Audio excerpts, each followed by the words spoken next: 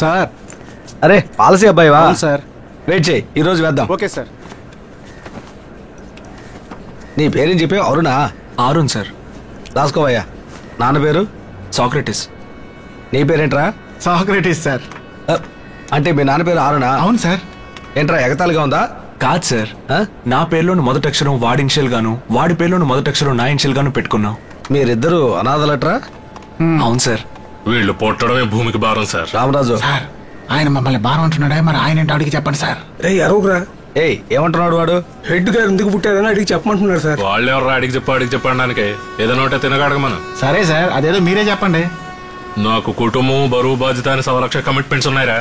మీలాగా లక్ష్యం లేకుండా ఊరూరా తిరిగే వెదవను అనుకున్నావా? లక్ష్యం అంటే ఏంటి సార్?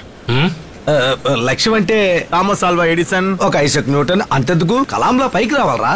వాళ్ళలాగా మనం ఎందుకు రావాలి సార్? మనం మనంగానే ఉండిపోతాం సార్. Point sir. ఏంటి పాయింట్? అవును సార్, దేవుడు అందరికీ ఒక క్వశ్చన్ పేపర్ ఇస్తాడు సార్. దానికి మనం సమాధానం రాస్తే చాలు సార్. అనవసరంగా పక్కోడి క్వశ్చన్ పేపర్ కి సమాధానం రాయాలని ట్రై చేస్తే ఫెయిల్ అయిపోతాం సార్. ముందు మనమేంటో మనం తెలుసుకోవాలి సార్. ఇలాగే దేశంలో చాలా మంది పక్కోళ్ళలాగే పైకి రావాలని ట్రై చేసి చివరికి పాడైపోతున్నారు సార్. Fact sir. ఏంటి ఫ్యాక్ట్? మనిషి నాకు ఒక లక్ష్యం అంటూ ఉండకూడదంటావా? ఏంటి లక్ష్యమా? సార్ భూమి వేడెక్కుతోందన్న సంగతి మీకు తెలీదా? భూమి వేడెక్కుతోందా? ఏంట్రా వాగుతున్నావు? అవును సార్, ఎప్పుడు ఎక్కడ బాంబు పేలుతుందో, ఎప్పుడు భూమి రెండుగా చీలిపోతుందో, ఎప్పుడు మిన్ను విరిగి మీద పడుతుందోనని అందరూ భయంతో చస్తున్నారు సార్. భయపడి చస్తున్నారా? ఇంకోవైపు కోట్లాది జనం ఒక్క పూట తిండి కూడా గతి లేక అల్లాడుతున్నారు సార్. ఈ పరిస్థితుల్లో లక్ష్యం గురించి పట్టించుకునే వాళ్ళు ఎవరు సార్? మరీ ఎక్కువగా ఆలోచిస్తున్నాడే. ఈ పరిస్థితుల్లో లక్ష్యం గిక్ష్యం అంటే రగిలిపోతారు సార్. రగిలిపోతారంట సార్ బతికున్నన్ని రోజులు వీలైనంత వరకు మంచి చేసి ఆ తర్వాత పోయినా పర్వాలేదు సార్. బతికితే అలాంటి లక్ష్యంతో బతకాలి. Reality sir. ఏంటి రియాలిటీ? అతని లైఫ్ ఎటువైపు వెళ్తుందో ఆలోచించావా? ఎటువైపు అని మనం ఎందుకు సార్ ఆలోచించడం? అది మనల్ని ఎటు తీసుకువెళ్తోందో అటువైపు సంతోషంగా మనం వెళ్ళిపోతూనే ఉండాలి sir. Nature of law sir. ఏంటయ్యా లాలు అని చెప్పి వీళ్ళని ఎత్తేస్తున్నా? వీళ్ళంతా జీవితంలో చివరిదాకా గెలిచేదే ఉండదు, చూస్తావా? ఎందుకు సార్ గెలవడం? జీవితం ఏమైనా రేసా? లేకపోతే మనం ఏమైనా గుర్రాలమా? మనం గొప్పోళ్ళం కావాలి, గొప్పగా సంపాదించాలన్నా వచ్చి పుట్టాం. మరి మనిషిగా పుట్టడం అదృష్టం సార్. అది మీకు నాకు దొరికింది. అందుకే నిజాయితీగా బతకాలి, జీవితాంతం ఆస్వాదించాలి సార్. నిజాయితీగా బతికితే డబ్బులు ఎలా సంపాదిస్తావయ్యా? డబ్బు అవసరమే సార్. ఏదో బతకడం కోసం సంపాదించవచ్చు, అందుకని సంపాదించడం కోసమే బతకూడదు సార్. ఏంటయ్యా తెగ నీతులు చెప్తున్నాడు? వీళ్ళంతా పిచ్చినాయాడు సార్. వీళ్ళ పిచ్చి ముదిరి చివరికి హాస్పిటల్లో చేరతారు. పిచ్చోళ్ళమే సార్.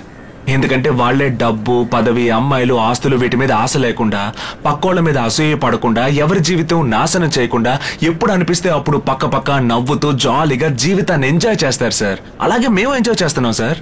కానీ మీరు చాలా తెలివైనోళ్ళు సార్.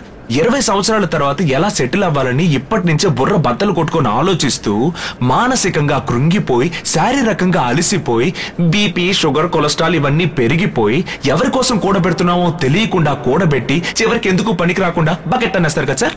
బకెట్ తన్నేస్తామా? Forecast brain sir. ఏమయ్యా వీళ్ళు చెప్పే పాయింట్ కరెక్ట్ గానే ఉందయ్యా. తమ్ముళ్ళు ఇంకొక 10 నిమిషాలు మీ మాటలు విన్నానంటే యూనిఫామ్ ఇప్పేసి మీ వెనకాలే వచ్చేస్తాను. ఏం చేస్తాం, ఫ్యామిలీ ఉంది కదా, వాళ్ళకు సెటిల్మెంట్ సెట్టి. బాబు పాలసీ సార్, ఆ ఫామ్ ఏంటి తీసుకురా. వస్తున్నాను సార్. మేము వెళ్ళొచ్చా సార్? వీళ్ళ దగ్గర సంతకం తీసుకో. అలాగే సార్. ఇటీవయ్యా ఇక్కడ పెట్టండి సార్. ఏంటి సార్ అది? తమ్ముడు ఇది జీవన్ సంఘో పాలసీ. ఉన్నట్టుండి మనం బకెట్ తనేస్తే ఇంట్లో వాళ్ళకి డబ్బులు ఇస్తారు కదా, ఏదో కాస్త ముందు జాగ్రత్త. సార్ పెట్టకండి సార్.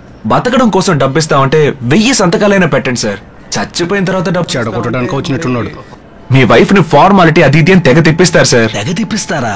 ఇంటికి తీసుకొచ్చి ఇంట్లో డబ్బులు అయిపోతే నా భార్య వెంటనే కంగారుగా నాకు ఫోన్ చేస్తుంది. నేనే బకెట్ తన్నేసాననుకో, ఎవరికి ఫోన్ చేస్తుంది, ఎవరిని డబ్బులు అడుగుతుంది? సార్ ఏంటి క్లెయిమ్ చేయడం అంతా మేము చూసుకుంటాం సార్. ఏమయ్యా నా భార్యకి సెల్ ఫోన్లు ఎర్ర బటను పచ్చ బటన్ తప్ప ఏమీ తెలియదయ్యా. సార్ దయచేసి అతని మాటలేం మీరు నమ్మకండి సార్. చెప్తే వినే రకం కూడా కాదే. బెనిఫిట్స్ ఉన్నాయి సార్. సపోజ్ ఈ రోజు మీరు చనిపోయారే అనుకోండి, ఏదో మాట వరుస కన్నాను సార్. చనిపోయానా? ఏమయ్యా శుక్రవారం రోజు ఇలా అశుభంగా మాట్లాడతావేంటి? అది కాదు సార్. నీ మాటలు సరిగ్గా లేవు గానీ ఇంకో రోజు చూసుకుందాం సార్. బ్రదర్, వెళ్ళవయ్యా. నలుగురు బతకడం కోసం డబ్బిచ్చే కంపెనీ ఏదైనా ఉంటే చూసి చేరు బ్రదర్. మూసుకో, మాకు తెలుసు. తమ్ముళ్ళు మీరు బయలుదేరండి, నేను బయలుదేరాలి. డే జాగ్రత్తగా వెళ్ళండి. అలాగే సార్. మొత్తానికి నన్ను కాపాడేవయ్యా. అంతా చెడగొట్టే పోతరా. అతని మాట విని నేను ఆ పాలసీలో సంతకం చేసి, ఒకవేళ నేను బకెట్ తన్నేస్తే ఆ జీవన్ సంఘో పాలసీ వాళ్ళు నా భార్యకు డబ్బులు ఇచ్చారా లేదా అని నేను చనిపోయిన తర్వాత కూడా బాధపడేవాడిని కదూ. భలేవారు సార్. ఎందుకు సార్ బాధపడ్డాం?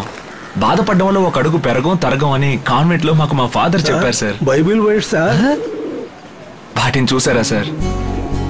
అవేమన్నా ఉదయాన్నే లేచి ఇస్త్రీ చేసుకుని డ్రెస్ వేసుకుని జీప్ లేకి కూర్చొని వీధి వీధికి రౌండ్ వెళ్తున్నాయా, లేక అడ్డమైనవి దొంగిలించి రావరా. ఆ కొటికి ఈ కొటికి తిరిగి పక్కోడి కడుపు కొట్టి కూడబెట్టుకుంటున్నాయా?